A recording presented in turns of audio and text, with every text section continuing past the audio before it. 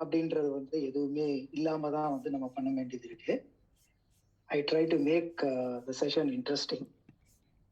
அதாவதுங்க, இன்னைக்கு நம்ம பார்க்க போறது பாவப்பதிவுகளும் போக்கும் வழிகளும் அப்படின்ற ஒரு தகவலை வச்சு நம்ம வந்து இன்னைக்கு நம்மளுடைய சிந்தனைய என்னன்றது பார்ப்போம்.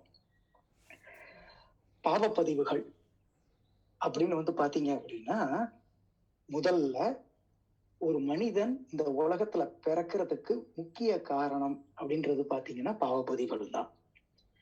இப்போ நம்ம வந்து பாத்தீங்கன்னா பஞ்சேந்திரிய தவம் இன்னைக்கு பண்ணியிருப்போம். பஞ்சேந்திரிய தவத்துல வந்து ஒரு அறிவுல இருந்து 5 அறிவு வரைக்கும் இருக்கக்கூடிய ஒவ்வொரு விஷயமா அதுல நம்ம கான்சென்ட்ரேட் பண்ணி வந்திருப்போம். முதல்ல பாத்தீங்கன்னா தோல், அது தொடு உணர்ச்சிக்கு உள்ளது. அது வந்து மரம் அப்படின்ற மரமோ செடியோ கொடியோ அதுக்கு வந்து அந்த தொடு உணர்ச்சி மட்டும்தான் உண்டு.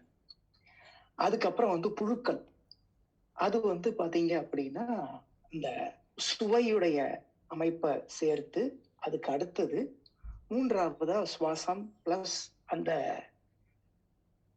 நுகர்தல் வாசனை, அந்த விஷயத்துக்கு வந்து மூணாவது அறிவா வரும்போது அடுத்த ஸ்டேஜா வந்து வர்றது வந்து பாத்தீங்க அப்படின்னா பார்வை. அதுதான் வந்து உங்களுக்கு வந்து 4வது அறிவா வந்து உருமாற்றம் பெற்று வருது. அதுக்கு அடுத்தது வந்து காதுகள். இந்த புலன்கள் எல்லா அமைப்புல இருந்தும் வரக்கூடிய பதிவுகள் எல்லாமே கருமையத்துல வந்து காந்த அலை பதிவாக வந்து அப்படியே பதிஞ்சுக்கிட்டே இருக்கு. 6வது அறிவா மனித மனம் அப்படின்ற ஒரு அமைப்பு வந்து உருவாகுது. அதுதான் சுப்ரீம் இன்டெலிஜென்ஸ் இன் தி கிரியேஷன் அப்படின்னு சொல்றாங்க. இப்போ அந்த சுப்ரீம் இன்டெலிஜென்ஸ் அப்படின்றது வந்து யூனிவர்சல் இன்டெலிஜென்ஸோட ஒரு பகுதி. அப்போ இறைநிலை மைனஸ் பாவப்பதிவுகள் இஸ் ஈக்குவல் டு மனிதன் அப்படின்ற ஒரு இதுதான் மகரிஷி வந்து சொல்றாரு. சரி, இந்த பாவப்பதிவுகளை வந்து நம்ம வந்து போக்குறதுக்கு என்ன பண்ணணும் அப்படின்னு வந்து பாத்தீங்க அப்படின்னா, மகரிஷி 3 விதமான அமைப்பு பத்தி அவங்க வந்து சொல்றாங்க. இப்போ இத பத்தி வந்து விளக்கம் கொடுக்கும் போது ஒரு சிலேடை கவிதை அப்படின்றது வந்து இந்த தமிழ்ல வந்து எப்பவுமே உண்டு. அத சொல்ற ஒரு சித்தர் வந்து அழுகுனி சித்தர் அப்படின்னு பேர். அவர் சொல்றது என்ன அப்படின்னா, காட்டானை மேலேறி கடைத்தெருவே போகையிலே நாட்டார் நமைமறித்து நகைபுரிய பார்ப்பரன்றோ, நாட்டார் நமைமறித்து நகைபுரிய பார்த்தாலும் காட்டானை மேலேறி கண்ணம்மா என் கண் குளிர பாரேனோ. இது பாத்தீங்க அப்படின்னா, ஒரு காட்டு யானை மேல ஏறி பஜார்ல வந்து ஒருத்தன் போகும்போது அதுல இருக்கக்கூடிய மக்கள் எல்லாரும் அவனை பார்த்து சிரிக்கிறாங்க. என்னப்பா இந்த பெரிய வயசு இவருக்கு இருந்ததுக்கு அப்புறம் யானை மேல போகணும்னு இவனுக்கு ஒரு ஆசையா அப்படின்னு வந்து எல்லாரும் சிரிக்கிறாங்க. அவங்க எப்படி வந்து என்ன சிரிச்சாலும் சரி, நான் காட்டு யானை மேல ஏறி நான் வந்து என் மனசுக்குள்ள நான் போவேன் அப்படின்றது வந்து வெளியில இருக்கக்கூடிய ஒரு மீனிங். உள்ள இருக்கக்கூடிய ஹிடன் மீனிங் அப்படின்னு வந்து பாத்தீங்க அப்படின்னா, காட்டானை, இதை 2ஆ பிரிச்சு பாருங்க. காட்டான் ஐ மேலேறி. காட்டான் அப்படின்றது வந்து என்னன்னா, அறிவு நமக்கு புலப்படாதது, அன்பு புலப்படாதது, நேசம் புலப்படாதது, தெய்வ நிலை புலப்படாதது. அப்ப காட்டான் அப்படின்றது வந்து பாத்தீங்க அப்படின்னா அறிவு. இந்த அறிவை ஐமேலேறி, அதாவது நம்ம பஞ்ச புலன்கள் மூலமாக அந்த இதை தாண்டினால் கடைத்தெரு அப்படின்றது வந்து என்னன்னா, எல்லாரும் நம்ம வந்து இப்ப பாத்தீங்கன்னா, ஏன் நீ கடந்தேறியா அப்படின்னு சொல்லி நம்ம வந்து பேசுறது பேச்சு வழக்குல உண்டு. கடை அப்படின்றதுன்னா எல்லாத்தையும் தாண்டின இறைநிலையத்தான் கடை அப்படின்னு வந்து சொல்லுவாங்க. இப்ப பாருங்க, காட்டான் ஐமேலேறி கடை தெருவே போகையிலே, அந்த கடை நிலைக்கு போறதுக்கு உண்டான தவ வாழ்க்கையையும் செயல் வாழ்க்கையையும் தொண்டு வாழ்க்கையையும் நம்ம வந்து கொண்டு போயிட்டு இருக்கும் போது நாட்டார் நமைமறித்து நகைபுரிய பார்ப்போன்றோம். நாட்டார் அப்படின்றதுன்னா பதிவு பண்ணப்பட்ட அந்த பாவப்பதிவுகள். அது நீ அந்த இடத்துக்கு போயிருவியா அப்படின்னு வந்து நம்மளை ஏளனம் செய்யக்கூடிய அளவுக்கு. ஏன் அப்படின்னா, பழக்கத்துக்கும் விளக்கத்துக்கும் ஆசிலேட் ஆடுறது தான் மனித மனம். விளக்கத்தை எல்லாம் கேட்டுப்போம், ஆனா பழக்கத்தினால வந்து அந்த விளக்கத்தை அந்த நேரத்துல மறந்துடும். சோ நாட்டார் நமைமறித்து நகைபுரிய பார்த்தாலும் இப்படி அந்த பாவப்பதிவுகள் நம்மளை வந்து இறைநிலையோட ஐக்கியமாகிறதுக்கு உண்டான தடைக்கருக்களை அவங்க வந்து ஏற்படுத்தினாலும், காட்டானை மேலேறி காட்டான் ஐமேலேறி இந்த இடத்துல வந்து நம்மளுடைய இறைநிலை அப்படின்றத வச்சுக்கணும். காட்டானை மேலேறி கண்ணம்மா, இதுல கண்ணம்மா அப்படின்றது வந்து கண் அப்படின்றது வந்து அறிவு கண். அப்போ இறைநிலையை அடைகிறதுக்கு மனதின் படற்கை நிலையான அந்த அறிவு நிலைக்கு தான் நாம வந்து போறோம்.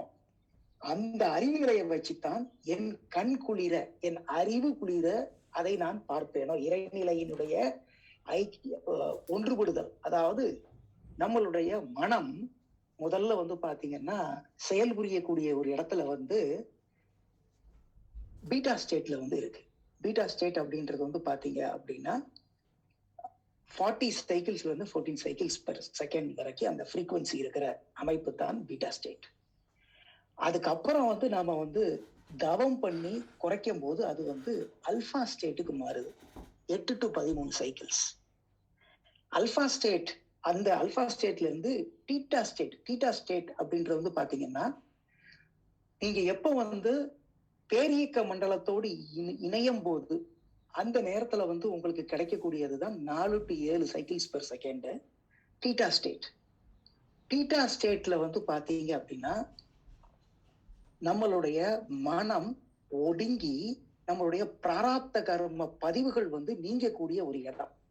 அப்ப ஆகாமிய கர்மங்கள் நமக்கு வந்து வரக்கூடிய அமைப்பு எந்த இடத்துல இருக்கும் அப்படின்னா, அது நம்ம கட்டுப்பாட்டுல கொண்டு வர்றது எந்த இடத்துல இருக்கும் அப்படின்னா, ஆகினை துரிய தவத்துல வந்து அந்த அமைப்பு வந்து உங்களுக்கு வந்து சித்தியாகும். எங்க விளைவு அறிந்த விழிப்பு நிலை அப்படின்னு வந்து சொல்லுவாங்க.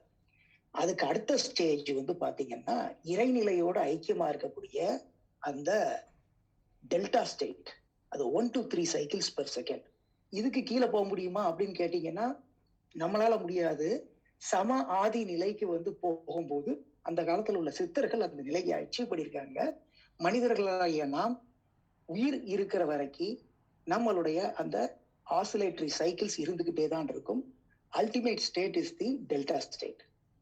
இப்போ வந்து பாத்தீங்க அப்படின்னா அந்த டெல்டா ஸ்டேட்டுக்கு வந்து போறதுக்கு உண்டான அமைப்பு எப்போ வந்து கிடைக்கும் அப்படின்னா, தவம் பண்ணி தொண்டு செய்து இந்த கர்ம வினை பதிவுகளை வந்து நம்ம வந்து போக்கும் பொழுது, அதாவது இந்த புலன்வயப்பட்ட அறிவுல இருந்து மாறி நம்ம வந்து ஆனந்தமயமாக நம்மளுடைய எண்ணங்களும் செயல்களும் உருவாகும் போது அந்த இடத்துல நமக்கு கிடைக்கக்கூடியதுதான் பேரானந்த நிலை. இப்ப அந்த பேரானந்த நிலைக்கு போறதுக்கு தான் இந்த கவியை வந்து அழுகுனி சித்தர் வந்து படிச்சிருக்காரு, எழுதியிருக்கார். எப்படி அப்படின்னா, காட்டானை மேலேறி கடைத்தெருவே போகையிலே நாட்டார் நகைமறித்து நகைபுரிய பார்ப்பரன்றோ, நாட்டார் நகைமறித்து நகைபுரிய பார்த்தாலும் காட்டானை மேலேறி கண்ணம்மா என் கண் குளிர பாரேனோ. ஒரு கடைசியில பாரேனோ காண்பேனோ அப்படின்னு சொல்லி ஒரு அழுகிற சொற்றொடரா வந்து அது வந்து முடிச்சிருக்கிறதுனால அவர் வந்து அழுகுனி சித்தர் அப்படின்னு வந்து சொல்லியிருப்பார். சரி, இந்த அமைப்பு நம்மளுடைய வாழ்க்கை எப்படி வந்து அடுத்த லெவல்னா இந்த புலன்வயப்பட்ட அறிவுல இருந்து இறைநிலையோட ஐக்கியமாகக்கூடிய வாழ்வின் நோக்கத்துக்கு எப்படி கொண்டு போறது. அப்போ அதுக்கு தடையா இருக்கக்கூடியதுதான் இந்த பாவப்பதிவுகள். இந்த பாவப்பதிவை வந்து எப்படி போகலாம் அப்படின்னு வந்து பார்க்கும்போது அதுக்கு 3 வகையான வழிகள் இருக்குது அப்படின்னு சொல்லி மகரிஷி சொல்றாங்க. ஒண்ணு வந்து மேல் பதிவு. இது ஆக்சுவலா வந்து பாத்தீங்கன்னா இன்ட்ராஸ்பெக்ஷன்ல வந்து வரக்கூடிய ஒரு லெசன்ஸ். நோட்ஸ் எடுக்கிறதுன்னு எடுத்துக்கோங்க. ஏன்னா நம்ம சொல்லிக்கிட்டு இருக்கும் போது வந்து அந்த நேரத்துல புரியுற மாதிரி இருக்கும், அப்புறம் மறந்து போகும். சோ முதல் இது வந்து மேல் பதிவு, 2வது பிராயச்சித்தம், 3வது அடியோடு ஒழித்தல். அப்போ இந்த மேல் பதிவுனா என்ன? பாவப்பதிவுகள்ல இருந்து வெளியேறதுக்கு மேல் பதிவு எப்படி வந்து நமக்கு வந்து ஹெல்ப் பண்ணும் அப்படின்னு வந்து பாத்தீங்க அப்படின்னா, முதல்ல ஒரு எக்ஸாம்பிள் சொல்லி விளக்குறது இது வந்து எளிதா இருக்கும். அதாவது இப்ப வந்து பாத்தீங்கன்னா, இந்த உலகத்துல வந்து ஃப்ரீயா கிடைக்கக்கூடிய ஒரு விஷயம் வந்து என்ன அப்படின்னு வந்து பாத்தீங்கன்னா அட்வைஸ். அதுக்கு அடுத்தது வந்து ஃப்ரீயா கிடைக்கிறது என்னன்னு வந்து பாத்தீங்கன்னா, முதல்ல வந்து ஃப்ரெண்ட்ஸ் கிட்ட இருந்து கிடைக்கக்கூடிய சிகரெட். எழுதி வச்சுக்கோங்க. இது நாள் வரைக்கும் ஆச்சு. எந்த ஒரு பிறப்பும், எந்த ஒரு மானிடனும் தான் முதல்ல எடுக்கக்கூடிய அந்த சிகரெட் வந்து அவன் காசு போட்டு வாங்கியிருக்கவே மாட்டாங்க. ஏன்னா பக்கத்துல இருக்கிற ஃப்ரெண்டு தான், மாப்பிள இந்த தம் எடுத்து பார்த்து அடிச்சு பார்த்துட்டு பாரு, எப்படி இருக்குன்னு பாரு. ஒரு தடவை அடிக்கிறதுனால ஒண்ணும் வராது. இந்த மாதிரி ஞான உபதேசங்கள் எல்லாமே வந்து அழகா கிடைக்கும். சரி, இந்த பழக்கத்தை வந்து இது பண்ணியாச்சு. அதே இது வந்து தண்ணி அடிக்கிறதும் அப்படித்தான். ஆல்கஹால் எல்லாம் குடிக்கிறாங்க. அது ஒரு அடிக்ஷன் ஆகும்போது அதுல இருந்து வெளியில வர்றதுக்கு என்ன பண்ண முடியும் அப்படின்னு வந்து பாத்தீங்க அப்படின்னா, அதுக்கு பேர் மேல் பதிவு. எப்படின்னா, ஒரு 7 மணிக்கு வந்து அவர் வந்து நைட்டு வந்து ஒருத்தர் வந்து ஆல்கஹாலை வந்து சாப்பிட்டு அந்த டைமுக்கு வந்து பாத்தீங்கன்னா கையெல்லாம் நடுங்க ஆரம்பிச்சிடும். எப்படியும் வந்து ஆல்கஹாலை எடுக்கணும் அப்படின்ற மாதிரியான ஒரு கண்டிஷன். அந்த நேரத்துல ஒரு ஃபார் எக்ஸாம்பிள் ஒரு மசாலா பாலை வந்து அந்த நேரத்துல வந்து 7 மணிக்கு டைம்ல ஆல்கஹால் எடுக்கிற நேரத்துல இதை வந்து நம்ம கொடுக்குறோம் அப்படின்னு வச்சீங்கன்னா, அவரு எடுத்துட்டு இருக்கும் போது உள்ளுக்குள்ள உள்ள செல்கள் எல்லாமே வந்து பழகி இருக்கும். அந்த நேரத்துல வந்து அல்கஹால்னு அவனை வந்து போட்டு நாக் பண்ணிட்டு இருக்கோம். நாம இப்ப வந்து மசாலா பால் கொடுக்குறோம். அதை குடிச்ச உடனே அந்த நேரத்துல ஐயோ ஏமாத்திட்டான்னு உள்ளுக்குள்ள உள்ள செல்கள் எல்லாம் சேர்ந்து புப்பாடு போடுற ஒரு அமைப்பு தான் அங்க கிடைக்கும். அப்போ அந்த இடத்துல அவருடைய மன தைரியத்தோடையும் மன வலிமையோடையும் அதை ஒரு 4 நாள் 5 நாள் விட்டு இத மசாலா பாலை குடிக்க ஆரம்பிச்சுட்டாங்க அப்படின்னா, ஒரு காலகட்டத்துக்கு அப்புறம் இந்த 7 மணிக்கு வந்து மசாலா பால்னு அவருடைய மனசு ஏங்க ஆரம்பிக்கக்கூடிய ஒரு அமைப்பு உருவாகும். இதுதான் மேல் பதிவு. ஒன்ன அழிக்கணும் அப்படின்னா அதுக்கு மேல இன்னொன்னு போடணும். இதுக்கு வந்து ஒரு சின்ன கதை ஒண்ணு உண்டுங்க. அதாவது ஒரு குரு வந்து தன்னுடைய 2 சிஷ்யர் இருக்காங்க. அவங்க கிட்ட வந்து கேக்குறாரு, எப்பா அங்க பாரு ஒரு மண்பானை இருக்குல்லப்பா, அந்த மண்பானைக்குள்ள என்ன இருக்குன்னு போய் பார்த்துட்டு வாப்பா அப்படின்னு சொல்லி சொல்றாரு. முதல் சிஷ்யன் போய் பாக்குறான். அப்படியே கையை உள்ள விட்டு பாக்குறாப்புல உள்ள ஒண்ணும் இல்லை. வந்து குருவே உள்ள ஒண்ணும் இல்லை குருவே அப்படின்றாப்புல.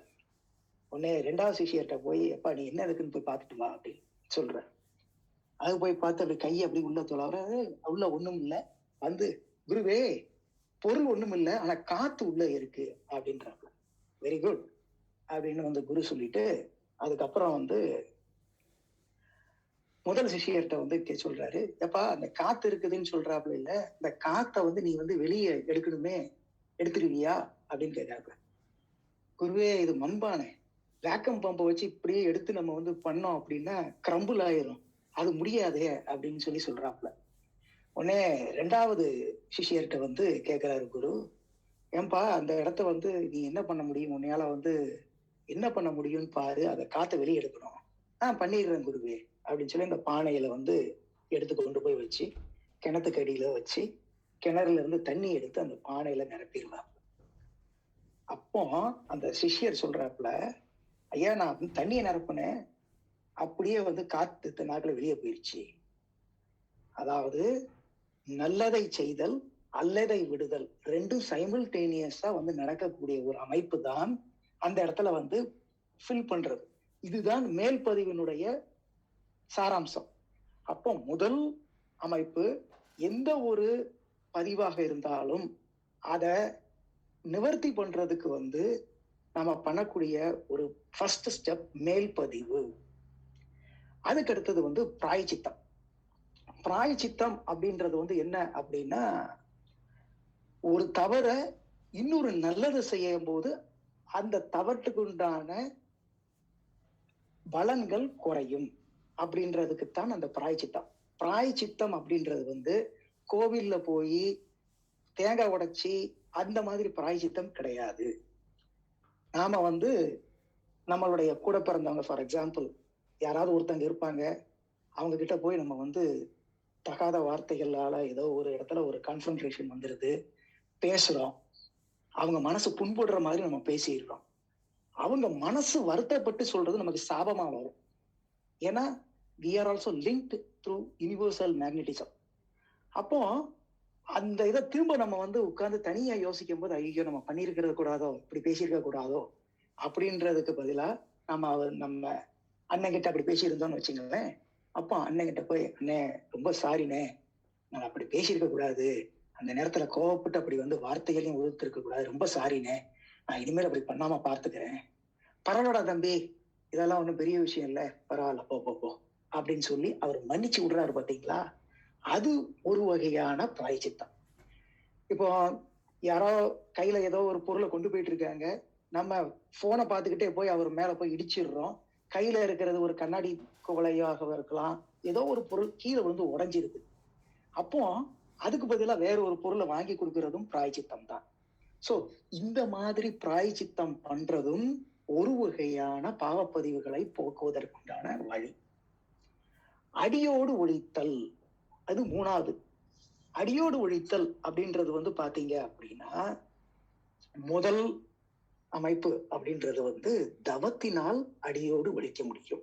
வேற எதனாலையும் வந்து அடியோடு ஒழிக்கிறதுக்கு வந்து முடியாது. எந்த தவத்துல முடியும் அப்படின்னு வந்து பாத்தீங்க அப்படின்னா, எப்பொழுது இன்ட்ராஸ்பெக்ஷன், அதாவது அகத்தாய்வு செய்து, எண்ணம் ஆராய்ந்து, ஆசையை சீரமைத்து, கோபத்தை விட்டு, கவலையை ஒழித்து இருப்போமோ, அப்போ மனம் ஒரு ஆனந்த நிலையில எப்பவும் இருக்கும். அந்த நிலையில இருக்கிற போது நம்மளுடைய தவ அமைப்பு, மகரிஷி கொடுத்த தவ அமைப்பு நம்மளுடைய மன அலைச்சுழலை குறைச்சி டெல்டா ஸ்டேட்டுக்கு கொண்டு வரக்கூடிய ஒரு நிலைக்கு அதை வந்து கொண்டு வந்து நிப்பாட்டும். அந்த டெல்டா ஸ்டேட்டுக்கு வர்றதுதான் உங்களுக்கு வந்து இறைநிலையோடு ஐக்கியமாகக்கூடிய ஒரு இடம். அப்போ முதல்ல ஆக்னை தவத்துல வந்து உங்களுக்கு ஆகாமிய கர்மங்கள் உங்க வயப்படுது, விளைவறிந்த விழிப்பு நிலையோட நீங்க வந்து செயலாற்ற ஆரம்பிக்கிறீங்க.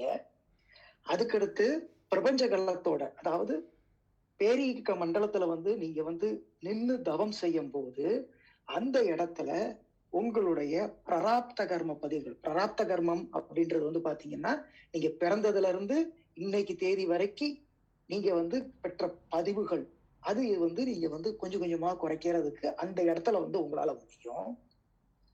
அதுக்கடுத்து நீங்க வந்து இறைநிலை சுத்த வெளியில நீங்க வந்து ஐக்கியமாகும் போது அந்த இடத்துல உங்களுடைய சஞ்சித கர்ம பதிவுகள் உங்களுக்கு போகும். சஞ்சித கர்மம் அப்படின்றது வந்து பாத்தீங்கன்னா, ஒரு அறிவுல இருந்து 5 அறிவு வரைக்கும் பெற்ற அந்த பதிவுகளும் உங்களுடைய மூதாதையர்கள் அவர்கள்கிட்ட இருந்து வந்த பதிவுகளும் சேர்த்த ஒரு மூட்டை. இந்த அமைப்பு எல்லாமே உங்களுக்கு வந்து கரையிற இடம் அப்படின்றது பாத்தீங்க அப்படின்னா, அது வந்து இறைநிலையில நீங்க ஐக்கியமாகும் போது, சுத்த வெளியில நீங்க வந்து தவம் இயற்றும் போது, அது ஒரு செகண்டாகவும் உங்களுக்கு அந்த உணர்வு கிடைக்கிறதுக்கு 1 செகண்டாகவும் இருக்கலாம், 2 செகண்டாகவும் இருக்கலாம், இல்ல 30 செகண்டாகவும் இருக்கலாம். அது ரெப்படிஷன், பிராக்டிஸ், இந்த 2 நீங்க செய்யும் போதுதான் வரும். வாரத்துக்கு 1 நாள் நம்ம பண்ணிட்டு அதுக்கப்புறம் வந்து பல காரணங்களால நம்ம வந்து அது பண்ண முடியல அப்படின்றத நமக்கு நாமே கொடுக்கக்கூடிய ஒரு எக்ஸ்கியூஸ்னால அந்த அமைப்பு வராது. Always repetition maths a man perfect. அப்போ அந்த ரெப்படிஷன் எவ்வளவுக்கு எவ்வளவு ஒரு விஷயத்த நம்ம திரும்ப திரும்ப திரும்ப பண்றோமோ, நாம வந்து அதுல மாஸ்டர் ஆகிறோம். அதாவது கத்துக்கிறது அப்படின்றது வந்து சரஸ்வதி அமைப்பு அப்படின்னு சொல்லுவாங்க. அதாவது கற்பது சரஸ்வதி அப்படின்ற ஒரு உருவகத்தை கொடுத்திருப்பாங்க. எப்போ நீங்க வந்து கத்துக்கிட்டு அழகா கொண்டு போறீங்களோ, அந்த நேரத்துல you will cross a state where you can create your own destiny. Visualisation அப்படின்றது வந்து அதான், உங்க ஆள் மனசுக்குள்ள, சப்கான்சியஸ் மைண்டுக்குள்ள நீங்க வந்து இன்புட் கொடுக்கறது வந்து அதுதான். இந்த விளைவு எனக்கு வேணும், அதுக்கு உண்டான ஆக்ஷன்ஸை கொண்டு வர்றது இதுதான். அப்போ உங்க subconscious mind is always ready to receive any instruction. அதுல வந்து டீவியேஷன்ஸே இருக்கிறதுக்கு வாய்ப்பே கிடையாது. என்ன கொடுக்குறீங்களோ அது செயலாற்றும். கான்சியஸ் மைண்ட் தான் அனாலிசிஸ், அந்த பாயிண்ட வந்து அனாலிசிஸ் பண்ணி உங்களுக்கு வந்து ஃபில்டர் பண்ணி கொடுக்குறாரு. அப்போ பிராடிகம் சொல்லுவாங்க, அதாவது you are a bundle of all type of traits. அந்த பாவ பதிவுகள் அதனுடைய வெளிப்பாடு உடலிலே நோய், உள்ளத்திலே களங்கம். இந்த இடத்தை தாண்டி நீங்க வந்து போறதுக்கு உண்டான ஒரு அமைப்பைத்தான் அந்த துரியாதீத தவத்துல சொல்லுவாங்க மகரிஷி. அது அடியோடு திருத்துதல். இதுல இன்னொரு வகையாகவும் வந்து சொல்லலாம். இப்போ ஏதோ ஒரு இடத்துல ஒரு ஸ்கூல்ல வந்து படிக்கிறாங்க நம்ம பசங்க. சேரக்கூடாத சேர்க்கையினால் அவங்களுக்கு வந்து சில பழக்க வழக்கங்கள், தப்பான பழக்க வழக்கங்கள் வந்துருது. அப்ப அந்த இடத்துல இருந்து அவங்கள வந்து அப்படியே எடுத்துட்டு வேற ஒரு ஊர்ல வேற ஒரு ஸ்கூல்ல வந்து அவங்கள சேர்த்து விட்டீங்க அப்படின்னா, இப்ப இருக்கக்கூடிய அந்த சேர்க்கைகள்ல இருந்து அவங்க வந்து தடைபட்டு வேற நல்ல பழக்க வழக்கங்களுக்கு மாறுறதுக்கு வாய்ப்பு அந்த இடத்துல அதிகம். அதுவும் அடியோடு ஒழித்தல் அப்படின்ற ஒரு அமைப்போட சேர்றதுதான். ஆனா அல்டிமேட்டா இருக்கக்கூடியதுதான் தவம். இப்போ மேல்பதிவு, பிராயச்சித்தம், அடியோடு ஒழித்தல். இப்போ பாத்தீங்க அப்படின்னா நம்ம தான் தனது அப்படின்ற ஒரு ஈகோ ஸ்டேட்ல இருக்கக்கூடிய ஒரு மனம் எப்படி வந்து மாறுது அப்படின்னு வந்து பாத்தீங்கன்னா, ஆசை, சினம், கடும் பற்று, முறையற்ற பால் கவர்ச்சி, உயர்வு தாழ்வு மனப்பான்மை, வஞ்சம், இந்த 6 குணமா வந்து இந்த மனம் வந்து அப்படியே மாறி போகுது அந்த கான்சியஸ் மைண்ட்ல இருக்கும்போது. இப்போ அதுல இருந்து வெளியே வர்றதுக்குத்தான் நாம வந்து என்ன பண்றோம், இந்த தவ நிலைக்கு நாம வந்து கொண்டு போறோம். தவ நிலை மட்டும் கிடையாது, அதோடு சேர்ந்து அகத்தாயும் சேர்ந்து பண்ணும்போதுதான் இந்த 6 வகை குணங்களும் நம்மளை விட்டு போறதுக்கு 100க்கு 100% வாய்ப்பு உண்டு. சரி, இந்த மனம் இந்த இடத்துல இந்த பாவ பதிவுகள் வந்து எப்படி வந்து உருவாகுது, மனம் எப்படிப்பட்ட உரைகளோட வந்து நம்மளுடைய கருமையத்துல வந்து பதிவாயிட்டு இருக்கு அப்படின்னு வந்து பாத்தீங்கன்னா, முதல் அமைப்பு வந்து பாத்தீங்கன்னா அன்னமய கோஷம் அப்படின்னு சொல்லுவாங்க. அன்னமய கோஷம் அப்படின்னா சாப்பிடுறது தூங்குறது, சாப்பிடுறது தூங்குறது பிளஸ் ரீப்ரொடக்ஷன். இதுதான் அன்னமய கோஷத்தினுடைய உரை. இந்த இடத்தை வந்து பாத்தீங்கன்னா மிருகங்களும் அதை தான் பண்ணுது, நாமளும் அதான் பண்றோம். மனம் அப்படின்ற இடம் வந்து எப்படி இருக்குன்னா, தன்னுடைய உடம்பு மட்டும்தான் அப்படின்னு வந்து நினைக்கும் போது அந்த இடத்தினுடைய பெயர் அன்னமய கோஷம். கோஷம் அப்படின்றது வந்து உரை அப்படின்றது தமிழ்ல வச்சுக்கோங்க. அடுத்த ஸ்டெப் வந்து பாத்தீங்கன்னா மனோமய கோஷம். மனோமய கோஷம் அப்படின்றது வந்து பாத்தீங்க அப்படின்னா, மனசு வந்து உணர்ச்சி வசப்பட்டு இன்பம், துன்பம், அனுபோகம், அனுபவம் அப்படின்ற ஒரு இடத்துக்கு வந்து மாறி இந்த மனசுனாலதான் இது இந்த பதிவுகள் உருவாகுது அப்படின்ற ஒரு விழிப்பு நிலைக்கு வரக்கூடிய இடம்தான் மனோமய கோஷம். அதுக்கு அடுத்தது வந்து பிராணமய கோஷம்.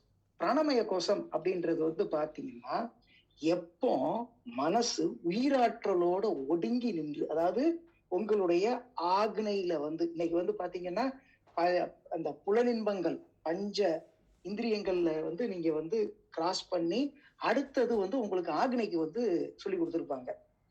ஆக்னையில வந்து பாத்தீங்கன்னா உங்க மனசு உயிரோடு ஐக்கியமாகக்கூடிய point, tip of the point வந்து அதுதான். அந்த இடத்துல உயிர் வந்து தன்னை அறிவாக உணரும் நிலை அடுத்த ஸ்டேஜ் வந்து துரியம். அப்போ உங்களால கூர்மையாக சிந்திக்கக்கூடிய ஒரு நிலை அந்த இடத்துல கிடைக்கும். அதனாலதான் அகத்தாய்வு பண்ணும்போது துரிய நிலையில இருந்துட்டு நீங்க அகத்தாய்வு பண்ணுங்க அப்படின்னு வந்து மகரிஷி சொல்றது. அப்போ அந்த நிலைக்கு மனசு கொண்டு வரக்கூடிய இடம்தான் பிராணமய கோஷம் அப்படின்னு வந்து சொல்லுவாங்க. அதுக்கு அடுத்தது வந்து பாத்தீங்கன்னா விஞ்ஞானமய கோஷம். விஞ்ஞானமய கோஷம்ன்றது வந்து என்ன அப்படின்னா, எப்படி வந்து இந்த உலகம் உருவாகி இருக்கு, அணுக்கூட்டுக்கு உள்ள வந்து நம்ம செக்ரிகேட் பண்ணி போறோம் அப்படின்னா அதுக்குள்ள வந்து புரோட்டான், எலக்ட்ரான், நியூட்ரான், அதையும் தாண்டி போகும்போது எதுவுமற்ற வெற்றுமிடம் அப்படின்றது வந்து சுத்த வெளி. அப்ப நமக்கு உள்ள இருக்கிறதும் சுத்த வெளிதான், வெளியில இருக்கிறதும் சுத்த வெளிதான். நாம் ஒரு எனர்ஜி, மேட்டர் கிடையாது. Matter is a form of energy. Einstein அதுதான் சொல்லியிருப்பாப்ல. உங்க மனசுல நீங்க எதை வந்து நீங்க வந்து கற்பனை பண்ணி அதுவாக உருவாகக்கூடிய ஒரு அமைப்பாக நீங்க வந்து நினைக்கிறீங்களோ, கண்டிப்பாக நீங்க அதுவாகவே மாறிவிடுவீர்கள். It is not a philosophy, it is pure physics அப்படின்னு சொல்லி ஆல்பர்ட் ஐன்ஸ்டீன் சொல்லியிருப்பார். சோ விஞ்ஞானமய கோஷம் அப்படின்றது வந்து இந்த பிரபஞ்சத்தினுடைய உற்பத்தி ரகசியங்கள் எல்லாத்தையுமே வந்து மனசுல அறிஞ்சு இதுல ஒரு துளிதான் நாம் அப்படின்ற ஒரு இடத்துக்கு நிற்கக்கூடிய ஒரு மனம் விஞ்ஞானமய கோஷம். அதற்கு அடுத்தது வர்றதுதான் ஆனந்தமய கோஷம். ஆனந்தமய கோஷம் அப்படின்றது வந்து பாத்தீங்க அப்படின்னா, நம்பர் 1, நீங்க வந்து சம ஆதியாக நிலைத்து நிற்கக்கூடிய ஒரு இடம் ஆனந்தமய கோஷம். அதாவது உயிர்நிலை, வில் அப்படின்ற அந்த இதை தாண்டின இடங்கள், நாம வந்து எப்பவுமே அந்த இடத்துல இருக்கும்போது விளைவறிந்த விழிப்பு நிலையோட நம்ம வந்து வாழ்க்கையை நடத்தி கொண்டு போயிட்டு இருப்போம். இதுல ஒரு கதை ஒண்ணு சொல்லுவாங்க. அதாவது அகத்தாய்வு நம்ம பண்ணியிருக்கோம். அதுல வந்து பாத்தீங்கன்னா சினம் தவிர்த்தல் அப்படின்னு சொல்லி ஒரு பெரிய ஒரு கான்செப்ட் வந்து சுவாமிஜி விளக்கியிருப்பாங்க. அதாவது ஒரு ஏர்போர்ட்ல வந்து ஒருத்தர் வந்து ஒரு மனவளக்கலை ப்ரொஃபஸர்னு வச்சுக்கோங்களேன். அவருங்க வந்து போயிட்டு இருக்காரு. அப்போ கவுண்டர்ல வந்து இருக்கிறவங்க டிக்கெட்ஸ் எல்லாத்தையும் வந்து எடுத்து பார்த்து அவங்க போர்டிங் பாஸ் இஷ்யூ பண்ணிக்கிட்டு இருக்காங்க. அப்போ பக்கத்துல வந்து ஒரு ஹெல்ப்பர் அவர் வந்து உட்கார்ந்துருக்காரு. அவங்க கொண்டு வர்றவங்களுடைய பேக்ஸ் எல்லாத்தையும் வந்து அந்த வெயிங் ஸ்கேல வச்சு இந்த கன்வேயர் பெல்ட்ல வந்து அனுப்புற வேலையை வந்து பார்த்துக்கிட்டு இருக்காரு. அப்போ எதேச்சையா வந்து ஒருத்தர் வராரு. அந்த இடத்துல எல்லாத்தையும் கொடுத்து போர்டிங் பாஸ் எடுத்து கையில வாங்கும் போது இவர் அந்த இடத்துல அவர்கிட்ட இருந்து அந்த ட்ராலில இருந்து எடுத்து அந்த இடத்துல டமார்னு போட்டுடுறாரு. அது வந்து இவருக்கு வந்து பார்த்த உடனே, என்னப்பா இந்த பேகேஜினுடைய காஸ்ட் என்னன்னு தெரியுமா, நீ என்ன இப்ப நினைச்சுக்கிட்டு இருக்கேன்னு சொல்லி அவரை பயங்கரமா திட்டுறாப்ல. இப்படியா ரஃபா ஹேண்டில் பண்ணுவ நீன்னு கச்சா முச்சான்னு திட்டுறாரு. திட்டுன்னு திட்டுறாரு. ஆனா இவன் வந்து கண்டுக்கவே இல்லை. ரொம்ப கேஷுவலா வந்து இருக்காப்ல. இத வந்து இந்த மனவளக்கலை பயிற்சி பண்றவரு பார்த்துக்கிட்டே இருக்காரு. ஆஹா, என்னடா நம்ம வந்து சினம் தவிர்த்தல் அப்படின்ற பயிற்சி பண்ணிட்டு இருக்கோம். ஆனா இந்த ஆள் வந்து பாரு, ஒண்ணுமே பண்ணாம வந்து அது பாட்டுல இவ்வளவு காமா இருந்து ஹேண்டில் பண்ணிட்டு இருக்கானே. உண்மையிலேயே பெரிய விஷயம்ப்பா அப்படின்னு மனசுக்குள்ள நினைச்சிட்டு இவர்கிட்ட நாங்க வரும்போது எல்லாமே கொடுத்துட்டு அவர் இந்த பையனை பார்த்து, என்னப்பா அந்த ஆள் வந்து அவ்வளவு கத்திட்டு போறாரு, அவ்வளவு திட்டிட்டு போறாரு, நீ இவ்வளவு சந்தோஷமா அதை அழகா ஹேண்டில் பண்ணியப்பா, எப்படிப்பா உன்னையால முடிஞ்சது அப்படின்னு சொல்லி அவர்கிட்ட கேட்டார். உடனே அவர் சொன்னாராம், எங்க கோபத்தை வந்து ஒவ்வொருத்தனும் ஒவ்வொரு விதமா காமிப்பான். எடுத்து நம்ம வந்து எரிஞ்சு பேசணும் அப்படின்ற அவசியமே கிடையாதுங்க. அந்த ஆள் போறது வந்து சிங்கப்பூருக்கு போறாரு. ஆனா அவர் பேக்கேஜ் வந்து யுஎஸ்க்கு போயிருங்க, லாஸ் ஏஞ்சல்ஸ்க்கு போகுது. அதனால என் கோபத்தை நான் அப்படிதான் காமிச்சிருக்கேன் அப்படின்னு சொன்னாப்ல. அதனால இப்படிப்பட்ட பதிவுகள் ஒருத்தங்களுக்கு வந்து இருக்கும்போது அவங்க கொடுக்கக்கூடிய அந்த எண்ண அலைகள், அவங்களுடைய ரியாக்ஷன் அண்ட் ஆக்ஷன்ஸ் எல்லாமே திரும்ப இன்னொரு பதிவா உருவாகும். அதுதான் ஒரு பதிவு இருந்தால் அது 7 தலைமுறையையும் பாதிக்கும் அப்படின்னு சொல்றதுக்கு உண்டான அமைப்பு அதுதான். முதல் பாதிப்பு அப்படின்றது பாத்தீங்கன்னா ஒரு தலைமுறைன்றது வந்து 20 வருட காலம் அப்படின்னு கணக்கு வச்சிருக்காங்க. அப்போ 140 வருடம் அந்த பதிவு ஆகும் ஒரு விஷயத்த வந்து திரும்ப வந்து ஒண்ணுமே இல்லாம கரைகிறதுக்கு, அப்படியே எதுவுமே பண்ணாம விட்டோம் அப்படின்னா. அப்போ நம்மளுடைய எண்ணங்கள், our thoughts are the road to success அப்படின்னு சொல்லுவாங்க. அப்போ நம்மளுடைய எண்ணங்கள் எப்பேற்பட்ட அமைப்பை வந்து உருவாக்கி இருக்கும் அப்படின்னு வந்து பாத்தீங்கன்னா, நாம இன்னைக்கு இருக்கிறது நம்மளுடைய எண்ணங்களினுடைய வெளிப்பாடு. நாளைக்கு உருவாக போறதும் நம்மளுடைய எண்ணங்களினுடைய வெளிப்பாடு. அப்போ அந்த எண்ண அமைப்பை நாம வந்து எந்த அளவுக்கு வந்து நாம மெருகேற்றி இன்னைக்கோ நாளைக்கோ அடுத்தவங்களுக்கு உடலாலேயோ மனசாலேயோ துன்பம் தராத அந்த ஒழுக்க நெறி, இரண்டொழுக்க பண்பாடுன்னு சொல்லி நம்ம தவ முடிவுல நம்ம சொல்றோம். அது எதுக்கு அப்படின்னா, நம்மளுடைய எண்ணங்கள் பாவப்பதிவுகளை வந்து கொண்டு வராம இருக்க வேண்டும் அப்படின்ற ஒரு அமைப்பு தான். அது எப்போ சாத்தியமாகும் அப்படின்னா, தவம் பண்ணும்போது. தவம் மட்டும் பண்ணதான் அது வந்து சாத்தியப்படாது. அகத்தாய்வில் கொடுக்கக்கூடிய அனைத்து பயிற்சிகளையும் நாம ரெகுலரா வந்து நம்மளுடைய பிராக்டிஸ்க்கு கொண்டு வந்தோம் அப்படின்னா, எண்ட் ஆஃப் த டே எல்லாமே நமக்கு வந்து ஒரு சீரான ஒரு அமைப்பை கொண்டு வந்து நிற்கும்.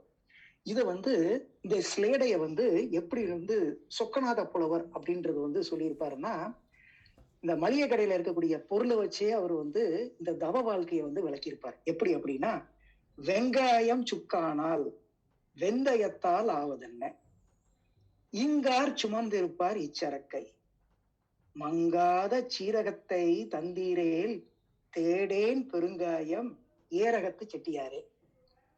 அந்த காலத்துல வந்து பாத்தீங்கன்னா தானியங்கள் இதெல்லாம் வந்து வித்துட்டு இருக்கிறவங்க வந்து செட்டியாசர் அப்படின்ற ஒரு கணக்குல வெங்காயம், சுக்கு, வெந்தயம் இதெல்லாம் வந்து நான் வந்து எங்க வந்து இந்த சரக்கை வந்து நான் வந்து கொடுக்க வச்சிருப்பேன். சீரகத்தை வந்து நீங்க வந்து எனக்கு சேர்த்து கொடுத்தீங்கன்னா பெருங்காயமே நான் தேவையில்லை செட்டியாரே அப்படின்னு சொல்ற மாதிரி இருக்கும் இந்த பொருள். ஆனா அது இல்லை. வெங்காயம் சுக்கானால் காயகல்ப பயிற்சி நீங்க செய்யும் போது your recycling your genetic vital fluid. அப்போ வெங்காயம், காயம்னா உடல், இந்த காயம் சுக்கானால் பதப்படுத்தினால், சுக்கு அப்படின்றது வந்து அந்த தண்ணீரை வந்து பிரிக்கிறது, காய வச்சு பிரிக்கிறது. அப்போ சுக்கு அப்படின்றது வந்து பாத்தீங்கன்னா recycling of the genetical vital fluid, Kayakalpa பயிற்சி. அது வெங்காயம் சுக்கானால் வெந்தயத்தால் ஆவதென்ன. அதாவது அப்படி சுக்கு மாதிரி ஆயிடுச்சுன்னா வெந்து போகக்கூடிய ஒரு அமைப்பு இந்த உடலுக்கு வரவே வராது. அதாவது மரணமில்லா பெருவாழ்வு அப்படின்ற ஒரு அமைப்பு நமக்கு எளிதாக கிடைக்கும். இங்கார் சுமந்திருப்பார் இச்சரக்கை. அப்போ மறுபிறவியற்ற ஒரு நிலைக்கு வரணும் அப்படின்னா இந்த உடலை நான் இங்க ஏன் வந்து சுமந்திருப்பேன்? மங்காத சீர் அகத்தை, அதாவது நம்மளுடைய மனம், அதாவது எதுக்கும் டிமினிஷ் ஆகாத ஒரு மைண்ட் செட், காமா பொறுமையா பிளசண்டா ஒரு அமைப்பை வந்து நம்ம வந்து அணுகக்கூடிய அந்த அமைப்பு. மங்காத சீரகத்தை தந்தீரே, தேடேன் பெருங்காயம். அடுத்த பிறவியே நான் வந்து தேட முடியாது. ஏன்னா என் மனம் இறைநிலையோடு ஐக்கியமாகி நிக்குது, அந்த டெல்டா ஸ்டேட்டுக்கு போய் நிக்குது. அதனால இப்படிப்பட்ட ஒரு பெருங்காயத்தை அடுத்த பிறவிய, இந்த உடலை சுமக்கக்கூடிய அடுத்த பிறவிய நான் தேட மாட்டேன். ஏர் அகத்து, அதாவது ஏர் அகம் அப்படின்னா மனம் எப்ப வந்து சுருங்கும் அப்படின்னா உங்களுக்கு மூலாதாரத்துல இருந்து ஆக்னை, ஆக்னையில இருந்து துரியம், துரியத்துல இருந்து பிரபஞ்சகலம், பிரபஞ்சகலத்துல இருந்து சுத்தவெளி. இந்த ஏர் அகத்த மனம் இந்த மாதிரி ஏறி போகும்போது செட்டி ஆரே, அதாவது அருகுண சீரமைப்புன்னு சொல்லுவாங்க. அருகுணம் அப்படின்றது வந்து நெகட்டிவா இருக்கிறது இப்ப சொன்னோம்ல.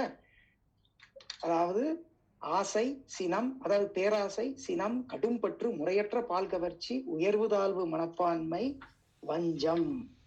இந்த 6 குணம் ஏர் அகத்து செட்டி ஆரே, இந்த 6ம் வந்து போய் நம்ம செட்டுமையாக வாழலாம். அதைத்தான் வந்து சொக்கநாத புலவர் வந்து இப்படி அழகா கொடுத்திருப்பார் தமிழ்ல. வெங்காயம் சுக்கானால் வெந்தயத்தால் ஆவதென்ன, இங்கார் சுமந்திருப்பார் இச்சரக்கை, மங்காத சீரகத்தை தந்தீரேல் தேடேன் பெருங்காயம், ஏரகத்து செட்டியாரே. இதுதான் தமிழ். இத வந்து ஆங்கிலத்துல வந்து நான் வந்து முதல்ல சொல்லலான்னு பார்த்தேன். பட் இந்த கவிதை, இந்த சிலேடை நயம் வந்து ஆங்கிலத்துல எப்படி மொழிபெயர்க்கிறதுன்றது வந்து தெரியல, மன்னிக்க வேண்டும். அதனால இந்த பார்க்கும்போது பார்ட்டிசிபென்ட்ஸ் எல்லாருமே வந்து தமிழ் தெரிஞ்சவங்களா தான் இருக்கீங்க. அதனால இன்னைக்கு வந்து தப்பு இல்லை. ஸோ பாவப்பதிவுகளும் போக்கும் வழிகளும் இதுதாங்க கண்டென்ட். இதுல எதுவும் வந்து டவுட் இருந்ததுன்னா உங்க வீடியோவை ஆன் பண்ணி கேளுங்க.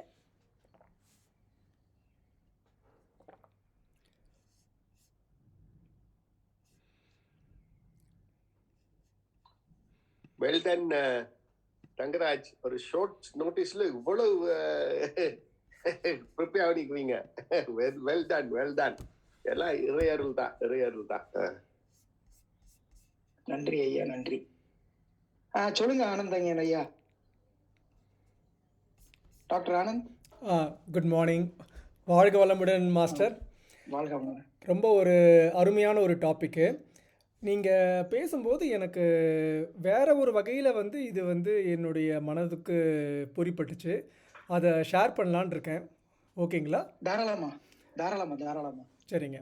அதாவது மகரிஷி அவர்கள் இந்த 3 மெத்தடில் வந்து நம்மளுடைய பாவப்பதிவுகளை வந்து கிளியர் பண்ணுறதா சொல்லியிருக்காங்க இல்லைங்களா?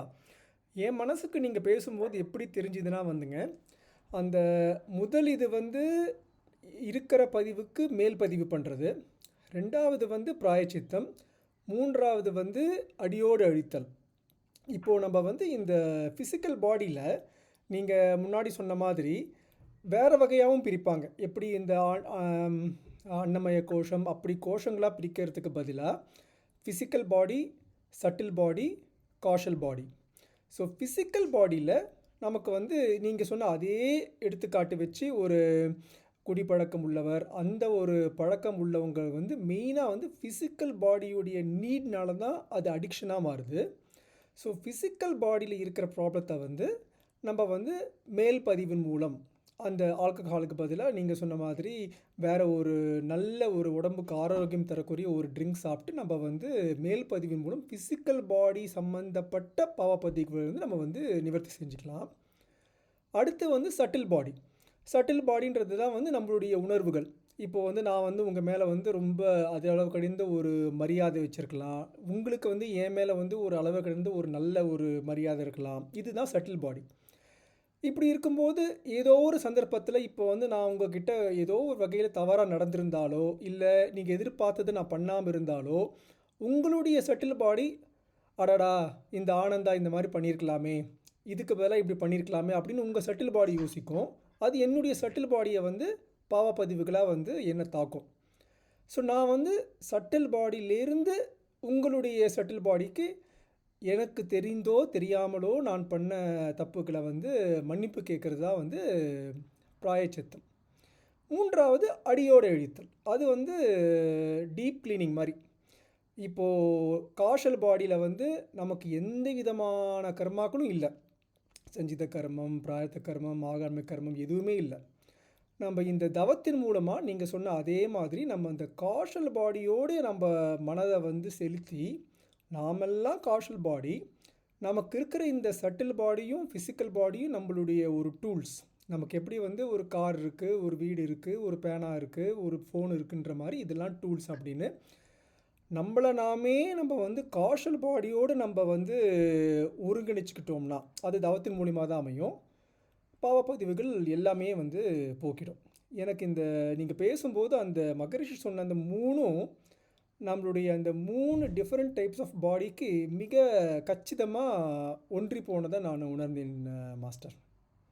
அருமையான விளக்கம். இது வந்து நானே வந்து யோசிக்கல, இது வரைக்கும் யோசிச்சது கிடையாது. அதனாலதான் வந்து மகரிஷி எல்லாம் சொல்லுவாரு, எல்லாத்தையும் கேட்டு நீங்களே சிந்திச்சு நீங்களே கொண்டு வரும்போது அது வந்து you will be a creator.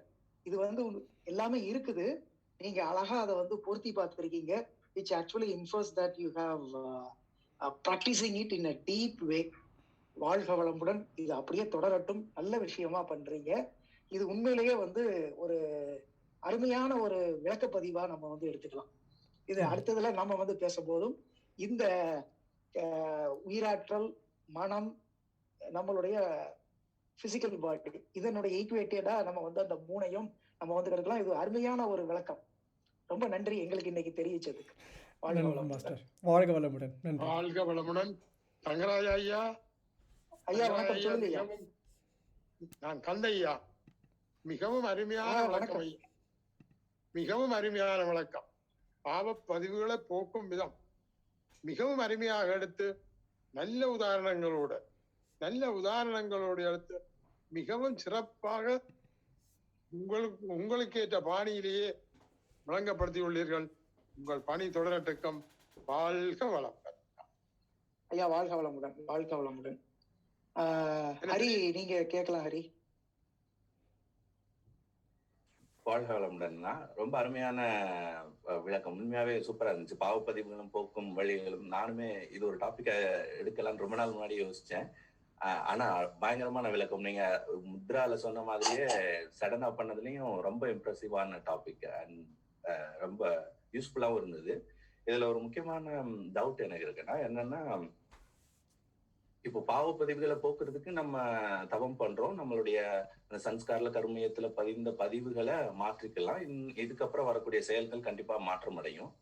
ஆனா இப்போ நமக்கு இதுக்கு முன்னாடி செய்த பாவங்கள் அதனுடைய விளைவுகளும் நம்மளுக்கு தான் வந்து தாக்க போகுது. ஒரு கொலை பாதகம் பண்ணிருக்கோம்னா கண்டிப்பா அது வந்து அஃபெக்ட் பண்ணும். நான் தவம் செய்யறதுனால என்னோட பதிவுகளை மாத்திக்கிட்டு என்னோட செயல்களை இன்னும் ஃபியூச்சர்ல மாத்திக்க முடியுமே ஒழிய அந்த செய்த வினைக்கான விளைவு வராம இருக்குமா? அதுக்கு ஏதாவது பிராயச்சித்தம் பண்ணும்போது குறையும்ன்றீங்க, அந்த அஃபெக்ட் வந்து குறையும்ன்றீங்க. இருந்தாலுமே இந்த தவங்கள்லாம் செஞ்சு நம்ம பதிவுகளை மாத்தி இறைநிலை அடையும் போது கூட முன் செய்த வினைகளுடைய பயன் வராம போகுமா? அப்படி இருக்க பாசிபிலிட்டி இருக்கான்னு தெரிஞ்சுக்கலாங்க. வாய்ப்பே கிடையாது. மகரிஷி சொல்லக்கூடிய ஒரே விஷயம் வந்து என்ன அப்படின்னா, விளைவறிந்த விழிப்பு நிலை இல்லாம செய்யக்கூடிய காரியங்கள்னாலதான் பாவப்பதிவுகளே வந்து உருவாகுது. அதாவது பஞ்சமகா பாதகங்கள்ல வந்து கொலை, கொள்ளை, கற்பழிவு அப்படின்றத வந்து ரொம்ப பிரதானமா வந்து சொல்லியிருப்பாங்க மகரிஷி. அப்போ யாரால வந்து கொலை பண்ணிட்டு ஒருத்தங்க வந்து தவத்துல உட்கார்றதுக்கு வந்து வாய்ப்பே முடியாது. ஓகே. அதாவது ஒரு பானையில வந்து ஓட்டை போட்டு அது முள்ள எவ்வளவுதான் தண்ணி ஊத்தினாலும் வெளியே போயிடும். ரைட். நீங்க கோவப்பட்டு நீங்க வந்து இருந்து அந்த ஸ்டேட்லயே இருந்தாலும் நீங்க எவ்வளவு தவம் பண்ணாலும் தவ ஆற்றல் அப்படியே வெளியே போயிடும். அதே மாதிரி எண்ணங்கள், அதாவது அடுத்தவங்க வந்து ஒருத்தவங்க நல்லா இருந்துகிட்டு இருப்பாங்க, அவங்க நல்லா இருக்க கூடாதுன்னு நினைக்கக்கூடிய அந்த எண்ணங்களே உங்களை வந்து ட்ரெயின் பண்ணும். சோ பாவப்பதிவுகளுக்கு, அதாவது விளைவுகள் அப்படின்றது வந்து உங்க செயல்களுக்கு கண்டிப்பாக இருக்கத்தான் செய்யும். அதான் இறைநீதி. கூர்தல் அறம் அப்படின்றது வந்து மகரிஷி சொல்றது அதான். இந்த 2 கையை வந்து தட்டினீங்கன்னா ஓசை கண்டிப்பா வந்துதான் ஆகணும். அதுதான் வந்து இறை நீதி. இறை நீதிக்கு அகெயின்ஸ்டா இந்த உலகத்துல எதுவுமே வந்து நடக்காது. அதனால பாவப்பதிவுகள் அப்படின்றது வந்து ஏதோ நம்ம வந்து டோட்டலா எஸ்கேப் ஆகக்கூடிய ஒரு விஷயம் அப்படின்றதே கிடையாது. எண்ணத்தினால் ஒருத்தருக்கு எடுக்கணும்னு நினைச்சாலும் அது வந்து பாவப்பதிவு தான். அது ஆட்டோமேட்டிக்கா உள்ள போய் தங்கி அது எப்போ வந்து செயலா வரும் அப்படின்றது நமக்கு தெரியாது. காலங்கள், அந்த யூனிவர்சல் இன்டெலிஜென்ஸ் வந்து ஒரு அமைப்பை வந்து உருவாக்கி கொண்டு வரும்போது அது கண்டிப்பா வந்து ஸ்ப்ரவுட் ஆகி நமக்கு ஒரு ஆக்ஷனா வந்துடும். அதனாலதான் அதை வந்து சங்கல்பமா வந்து நம்ம வந்து துரியத்துல நின்று ஆசை சீரமைக்கும் போது அது ஒரு சங்கல்பமா நான் வந்து பண்ண சொல்லுவாங்க. இனிமேல் இந்த ஆசையை நான் வந்து விட்டுறேன், எனக்கு இப்போதைக்கு தேவையில்லை. அதே மாதிரி சினம் தவிர்த்தல் அடுத்த நபர்கள் மேல வரும்போது அந்த கோபத்தினுடைய கடைசி வெளிப்பாடுதான் கொலை, கொள்ளை அப்படின்றதெல்லாம் வர்றது. சோ அதை வந்து நாம வந்து அகத்தாய்வு பண்ணாம தவ வாழ்வு மட்டும் கிடைச்சி நம்ம வந்து அதை அச்சீவ் பண்ண முடியாது. பாவப்பகுதிகளை போக்குறதுக்கு வாய்ப்பே கிடையாது. அதனால நீங்க கேட்ட கேள்விக்கு பதில் வந்து என்னன்னா, விளைவு ஒண்ணு இருக்கு செயல் புரிந்தால். அதனால எண்ணங்களும் உங்களுக்கு வந்து செயலுக்கு வெளியில வர்றதுக்கு உண்டான ஒரு வாய்ப்பாகத்தான் நீங்க வந்து அதை எடுத்துக்கணும். சரிங்களா? ஓகேண்ணா, அருமையான வாழ்க வளமுடன். வாழ்க வளமுடன். வாழ்க வளமுடன். சீனிவாசன் பழனி ஐயா இங்க கேக்குறாங்க ஐயா. Thanks sir. I think Hari அவரும் கேட்டுட்டாரு. கிட்டத்தட்ட அதே சிமிலர் கொஸ்டின் தான் எனக்கும் இருந்தது. அதாவது இதுல ப்ரோஆக்டிவா ஏதாவது பண்ணி இருக்கிற இதுவை குறைக்க முடியுமா அப்படின்றதுதான், வேற ஒண்ணும் இல்ல. இதுவும் இந்த கர்மா தியரியும் ஒண்ணுதானா சார்? ரெண்டுமே பாவப்பதிவுகள் அப்படின்றதும் கர்மா வந்து சான்ஸ்கிரிட் வேர்டு. பாவப்பதிவுகள் அப்படின்றது வந்து உங்களுக்கு தமிழ்ல கொடுக்கக்கூடிய ஒரு விளக்க வார்த்தை. அது கர்ம வினை பயன் அப்படின்றது வந்து நம்ம கர்மா பாவப்பதிவுகள் ரெண்டும் ஒண்ணுதான். லிட்ரலி நீங்க ஈக்குவேட் பண்ணி பாத்தீங்கன்னா ரெண்டுமே வந்து ஒண்ணுதான். இப்ப வந்து இருள் சேர் இருவினையும் சேரார், இறைவன் பொருள் சேர் புகழ் புரிந்தார் மாட்டு. இப்ப நீங்க வந்து முதல்ல இந்த இறை வணக்கத்துல வந்து திருக்குறள்ல வந்து பாத்தீங்கன்னா இது வந்து ரொம்ப தெளிவா வந்து வள்ளுவர் சொல்லியிருப்பாப்ல. என்ன அப்படின்னா, இருள் சேர் இருவினையும் சேரார். அதாவது இருவினை அப்படின்றத வந்து பிரிச்சுக்கிட்டு நல்வினை தீவினைன்றது கிடையாது. நீங்க இதுக்கு முன்னாடி கிடைச்சிருக்கக்கூடிய ஒரு மூட்டை, அது வந்து என்னது, சஞ்சித கர்மமும் பிராரப்த கர்மமும் வந்து உங்க கேரக்டர். அந்த அமைப்பு வந்து பாத்தீங்கன்னா அது வந்து முன்வினை. பின்வினை அப்படின்றது வந்து ஆகாமிய கர்மம். இந்த வச்சிருக்கக்கூடிய அந்த பாவ பதிவுகள் உங்களுக்கு வந்து செயல்முறைக்கு வரும்போது உங்களுடைய தாட் ப்ராசஸ் வந்து உங்களுடைய பதிவுகளை வச்சுதான் வந்து வெளியே வரும். அதுதான் ஆகாமிய கர்மம். சோ இந்த ஆகாமிய கர்மம், பிராரப்த கர்மம், சஞ்சித கர்மம், இந்த மூணுனுடைய தொடர்ச்சி தான் உங்களுடைய ஆக்ஷன்ஸ். அப்போ இந்த ஆக்ஷன்ஸுக்கு வந்து ஒரு ரியாக்ஷன் வந்து உங்களுக்கு வரும். அதான் விளைவு. அந்த விளைவுல இருந்து தப்பிக்கிறதுக்கு வந்து வாய்ப்பே கிடையாது. அதாவது ஒரு சின்ன எக்ஸாம்பிள் வந்து சொல்றதுன்னா, என்னுடைய பர்சனல் லைஃப் எக்ஸ்பீரியன்ஸ்னு கூட வந்து அது வந்து நம்ம சொல்லிக்கலாம். எங்க தாத்தானா அப்பாவுடைய அப்பா வந்து அந்த டைம்ல வந்து பாத்தீங்கன்னா அந்த நேரத்திலேயே வந்து பொற்கொள்ளரா தான் இருந்தாங்க. எப்பவும் வந்து இந்த 22 கேரட் அப்படின்றது வந்து அவங்க வாழ்க்கையில வந்து எனக்கு தெரிஞ்சு எங்க அப்பா சொன்னதை வச்சு நான் சொல்றேன், கொடுத்ததா சரித்திரமே கிடையாது. அதை வச்சு they have built some fortune. But அவங்க வந்து அதனுடைய பதிவு வந்து எப்படி வந்து ரிஃப்ளெக்ஷன் ஆச்சுன்னா, நான் இந்த நாட்டுக்குள்ள வந்து வந்திருக்கவே மாட்டேன். வரும்போது என்ன மாதிரியான ஒரு ரிஃப்ளெக்ஷன் வந்ததுன்னா, ஃபர்ஸ்ட் போய் ஒருத்தர்கிட்ட வந்து போய் ஏமாந்தேன். அப்போ நம்ம ஒரு இடத்துல ஃபார்ச்சூன் வந்து ஒரு 2 தலைமுறைக்கு முன்னாடி கிடைச்சது.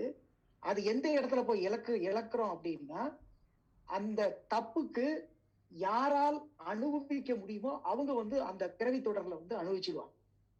அதனால விளைவு கண்டிப்பா இருக்கதான் செய்யும். அது இன்னைக்கா இல்ல ஒரு தலைமுறை கடிச்சா இல்ல 2 தலைமுறை கடிச்சான்றது வந்து தெரியாது. இதுதான் வந்து உண்மையும் கூட. அதனால நீங்க வந்து கேட்கக்கூடிய கேள்விகள் கண்டிப்பாக நமக்கு வந்து ஒரு விளைவு இருக்கத்தான் செய்யும். இதுல இருந்து எப்படி நம்ம வந்து வெளியே வர்றதுக்குன்னு வந்து கொடுத்த ஒரு எளிய முறை பயிற்சி தான் வந்து அகத்தாய்வும் தவமும். அதை ஃபாலோ பண்ணுங்க. Repeatability is the key to success. தினம் நம்ம கிடைச்ச அந்த பதிவை வந்து, அதாவது ஏற்கனவே ஒரு கற்று உணர்ந்து ஒரு விஷயத்த நல்ல விஷயங்கள் கிடைச்சிருக்கு, அதை நம்ம வந்து ரெகுலரா நம்ம வந்து ஃபாலோ பண்ணணும். ஃபாலோ பண்ணாம அந்த சோம்பேறித்தனத்தினால நம்ம வந்து விட்டுட்டோம் அப்படின்னா அது வந்து வெறுமனே நாலேஜா இருக்கும், எக்ஸ்பீரியன்ஸா மாறாது. வேற நன்றிங்க எதுவும் ஐயா. இருக்குதுங்களா ஐயா? இல்ல நன்றிங்க ஐயா. Thanks sir. வாழ்க வளமுடன் ஐயா. ஐயா எஸ்டிஎஸ் சொல்லுங்க ஐயா. வணக்கம் ரங்கராஜனா. வணக்கம் வணக்கம் வணக்கம். கேள்வி எதுவும் இல்லை, ஒரு சின்ன comment if you don't mind. செவிக்கு உணவுலாம் போது சிறிது வயிற்றுக்கும் ஈயப்படும் அப்படின்னு சொல்லுவாங்க. இன்னைக்கு நீங்க உப்புமா போடுறேன்னு சொன்னீங்க, நான் தூரம் தள்ளி வச்சிடலாம்னு நினைச்சேன். ஆனா கிச்சடியே போட்டு வயிறுக்கு எதுவும் வேண்டாம், மனசை அப்படியே நிரப்பிட்டீங்க. அது சொல்லலாம் அப்படின்னு நினைச்சேன். ரொம்ப நன்றி. வாழ்க வையம். வாழ்க வளமுடன், வாழ்க வளமுடன். இந்த அமைப்பு எல்லாமே என்னுடைய அமைப்பு, என்னிடமிருந்து வந்ததும் கிடையாது. இந்த மாதிரி ஒரு பெரிய பொக்கிஷமே மகரிஷி சேர்த்து வச்சிருக்காரு. அதுல இருந்து லேசா எடுத்து கையில கொடுத்துருக்கு, அவ்வளவுதான். சரிங்களா? So all the credit goes to Maharishi. வாழ்க வளமுடன். வாழ்க வளமுடன், வாழ்க வளமுடன் ஐயா. டாக்டர் அனந்தா சொல்லுங்க ஐயா. நன்றி மாஸ்டர். நான் வந்து இப்போ ஒரு 2 கேள்வி நம்ம டிஸ்கஸ் பண்ணோம். அதில் ஒரு கொஞ்சம் ஒரு மாறுபட்ட ஒரு அபிப்பிராயம் வச்சுருக்கேன். அதனால தான் வந்து என்னுடைய அபிப்பிராயத்தையும் நான் சொல்லிடலாங்களா? தாராளமா தாராளமா. அதாவது நான் பார்த்த வரைக்கும் எப்படின்னு கேட்டிங்கன்னா வந்து, கண்டிப்பாக நம்மளுடைய பாவப்பதிவுகளிலிருந்து ஓரளவுக்கு நம்ம வந்து விடுதலை அடைய முடியும். இது வந்து என்னுடைய ஒரு ஆணித்தரமான ஒரு கருத்து. அது நம்பர் 1. இது 2 வகையில் முடியும். 1, ஒரு சில பாவப்பதிவுகள் நீங்கள் சொன்ன அதே வழி தான். ரெகுலர் ப்ராக்டிஸ், தியானம், ஆக்னை, துரியாதனம் எல்லா ப்ராக்டிஸும் பண்ணும்போது ஒரு சிலதெல்லாம் கண்டிப்பாக மறையும். இது வந்து நான் உங்களுடைய ஒப்பீனியன்லேருந்து கொஞ்சம் மாறுபடுறேன், மன்னிக்கவும். ஆனால் இது என்னுடைய ரொம்ப ஸ்ட்ராங்கான ஒரு ஒப்பீனியன். அது 1 கண்டிப்பாக மறையும். ஒரு சிலது மறைக்கவே முடியாது, அதை அனுபவிச்சே ஆகணும். இந்த அளவிற்கு இருந்துச்சுன்னா அதை அனுபவிக்கிறதுக்கு இந்த யூனிவர்ஸ் நமக்கு தேவையான ஒரு சக்தியையும் பலத்தையும் கண்டிப்பாக தரும். இதை வந்து நான் முன்னாடி உங்ககிட்ட பேசும்போது கூட ஒரு எக்ஸாம்பிள் சொன்னேன், அதே வச்சு சொல்கிறேன். இப்போது யாரோ ஒருத்தர்கிட்ட பேசிகிட்டே இருக்கோம், திடீர்னு அவருடைய கணத்தில் வந்து பலார்னு அரைஞ்சோம்னா அவர் மனசு எவ்வளோ சங்கடப்படும். ஏன்னா அவர் எதிர்பார்க்கவே இல்லை, என்னங்க பேசிகிட்டே இருந்தீங்க திடீர்னு இப்படி அரைச்சிட்டிங்கன்ட்டு. அதே மனிதர்கிட்ட எனக்கு ஒரு சின்ன ஒரு பிரார்த்தனை பண்ண வேண்டியிருக்கு, நான் உங்களை அறைய போகிறேன், எங்களை மன்னிச்சிருங்க அப்படின்னு சொல்லிவிட்டு நீங்கள் அரைஞ்சிங்கன்னா அவர் ஓரளவுக்கு ப்ரிப்பேர்டாக இருப்பார். ஸோ இந்த யூனிவர்ஸ் வந்து உங்களுக்கு கரெக்டான இந்த மகரிஷியுடைய பாதையை பயன்படுத்தி போகும்பொழுது பிரச்சனைகள் கண்டிப்பாக மறையும். அப்படி மறைய முடியாத பிரச்சனைகள் இருந்ததுன்னா அது வந்து நமக்கு வந்து ஏன்னு தெரியும். நிறைய டைம் கஷ்டமே அதுதான். ஒரு சின்ன எக்ஸாம்பிள், ஒரு வீடு வாங்க போகிறோம், ஒரு கொட்டேஷன் கொடுக்குறோம்.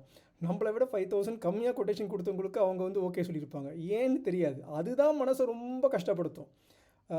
குழந்தை ரொம்ப நல்லா படிச்சிருக்கும், ஆனால் நம்ம எதிர்பார்த்த ஒரு கிரேட் வராது. வேறு ஒரு ஆஃபீஸில் ஒரு ப்ராஜெக்டுக்காக போயிருப்போம், வேறு ஒருத்தர் கிடச்சிரும். அந்த அந்த ஒரு ஏன்னு தெரிஞ்சு நம்ம சாட்டிஸ்ஃபை ஆகிடுவோம். ஓகே, நம்ம இது வந்து சரியாக பண்ணலை, இது பண்ணியிருந்தால் இது சரியாக இருந்திருக்கும், ஏன்னு தெரிஞ்சால் நம்ம மனசு வந்து சாந்தி அடைஞ்சிரும். அந்த ஏன் என்றதுக்கு வந்து இந்த மகரிஷியுடைய பாதை வந்து ஒரு பதில் கொடுக்கும், தகுந்த சக்தி கொடுக்கும். ஸோ அதனால் வந்து என்னுடைய ஒப்பீனியன் வந்து கண்டிப்பாக பாவப்பதிவுகளால் ஏற்படும் கஷ்டங்களை நாம் வந்து ரொம்ப சுலபமாக அதை வந்து கையாளலாம். நிறைய இடத்துல கையாளப்பட வேண்டாத அளவுக்கு அது மறையிறது என் வாழ்க்கையில் நான் பார்த்துருக்கேன் மாஸ்டர். வாழ்க வளமுடன், வாழ்க வளமுடன். அது நல்ல ஒரு அமைப்பு தான். அதாவது நம்பிக்கை, fear is always opposite to faith அப்படின்னு வந்து சொல்லுவாங்க. அதாவது சிலவங்க வந்து நியூமராலஜியில வந்து பாத்தீங்க அப்படின்னா அவங்க சொல்லக்கூடிய ஒரு விஷயம் வந்து என்னன்னா, உங்களுடைய விதியை வந்து மாத்தவே முடியாது. வெயில்ல போறது வந்து உறுதிதான், ஆனா ஒரு கொடையை பிடிச்சிட்டு போறீங்களா, ஒரு ஏசி கார்ல போறீங்களா அப்படின்ற ஒரு டிஃபரன்ஸ் தான் வந்து இந்த பரிகாரங்கள், பிராய்ச்சித்தங்கள் எல்லாமே. சோ அதை பண்றதுக்கும் வந்து உங்களுக்கு வந்து அந்த நேரத்துல ஏதாவது ஒரு நல்லது பண்ணியிருந்தா தான் இது நடக்கும். அதனால இது வந்து முட்டையில இருந்து கோழி வந்ததா, கோழியில இருந்து முட்டை வந்ததான்ற ஒரு டிஸ்கஷன்ல ஓடிக்கிட்டே இருக்கும். Anyhow it is really a nice view point. Thank you doctor Ananda. Vijay சொல்லுங்க விஜய். வாழ்க வளமுடன். எனக்கு வாழ்க வளமுடன் விஜய், சொல்லுங்க. same action comes out of God. திரும்ப சொல்லுங்க, உங்களுடைய நெட்வொர்க் சரியில்லைன்னு நினைக்கிறேன். சொல்லுங்க சொல்லுங்க. இல்ல சரியில்லைன்னா நீங்க வந்து வாய்ஸ் கால்லயே வாங்க. கேக்குது கேக்குது. ஆமா, இப்போ கேக்குதா? தாராளமா சொல்லுங்க. பர்ஃபெக்ட். ஓகே, ஆக்ஷன் பத்தி பேசணும்னா it comes out of the thought. Example, Albert Einstein அவங்க வந்து ஃபார்முலா கண்டுபிடிச்சாங்க equal to mc square. But the same formula and his scientific knowledge was also used for making atomic bomb. So அதனால how to find out if at all if I am doing an action, if at all I am helping that person or I am causing a trouble to that person. Because என் பொறுத்து என்னன்னா, நான் வந்து நல்லதுதான் செய்யறேன். Let's say by giving this might help others, but it should not end up being a trouble for others now or in future. So எனக்கு இருக்கிற limited knowledge வச்சு how to decide that? ஏன்னா நான் most of the times we are in a situation where we have to decide if at all we have to take a step forward or we should remain there. But we don't have, or not we, I don't have that much knowledge or experience where I can take a decision. சரி, இப்போ எடுத்தது கரெக்டா முடியுமா இல்லைன்னா தப்பா முடியும்னு தெரியும். Because Albert Einstein had this thought வந்து it ended up killing so many lives in Japan. In that sense, how to relate this? இது சொல்ற அளவுக்கு வந்து எனக்கு அறிவு இருக்கா அப்படின்றது எனக்கு தெரியல. பட் எனக்கு தெரிஞ்ச விஷயத்த I am trying to share it out with you Vijay. அதாவது மகரிஷி கொடுத்தக்கூடிய ஒரே விஷயம் வந்து பாத்தீங்கன்னா 2 ஒழுக்க பண்பாடு, 5 ஒழுக்க பண்பாடு கொடுத்தாரு. அதுல இருந்து இருக்கக்கூடியது வந்து கண்டென்ட் வந்து 2 தான். என்னது அப்படின்னா, நான் எனது வாழ்நாளில் யாருடைய உடலுக்கோ மனதிற்கோ துன்பம் தர மாட்டேன், துன்பப்படுவோருக்கு என்னால் இயன்ற உதவிகளை செய்வேன். இவ்வளவுதான். இது நீங்க வந்து ஃபாலோ பண்ணீங்கன்னா வேற எது நீங்க வந்து பண்ணணும்ன்ற அவசியம் இல்லை. அதாவது இன்னைக்கு வந்து நம்ம வந்து ஒரு சமையல் பண்றதுக்கு வந்து நம்ம வந்து ஸ்டவ்வை பத்த வைக்கிறோம். ஆனா அதுல வந்து பாத்தீங்கன்னா கண்ணுக்கு தெரியாத நல்ல மைக்ரோ ஆர்கானிசம்ஸ்லாம் வந்து செத்து போகும். நாம இங்க நடந்து போயிட்டு இருக்கோம், தெரியாதனமா அந்த ஸ்லோ மூவிங் ஸ்னேல மிதிச்சிருப்போம். அதெல்லாம் நாம அறியாம செய்யக்கூடிய விஷயங்கள்.